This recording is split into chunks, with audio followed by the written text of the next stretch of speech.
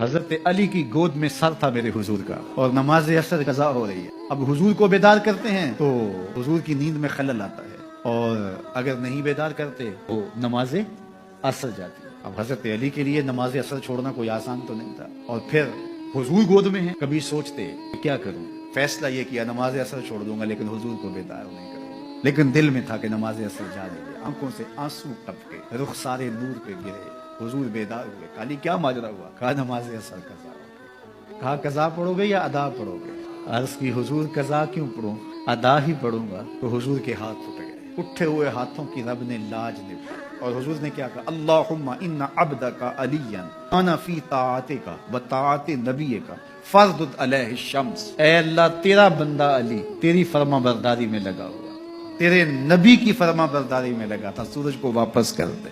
حضرت اسماء بنت امیس رضی اللہ تعالی عنہا فرماتی ہیں سورج ڈوب چکا تھا، میں ان آنکھوں سے دیکھا کہ دوبارہ طلوع ہو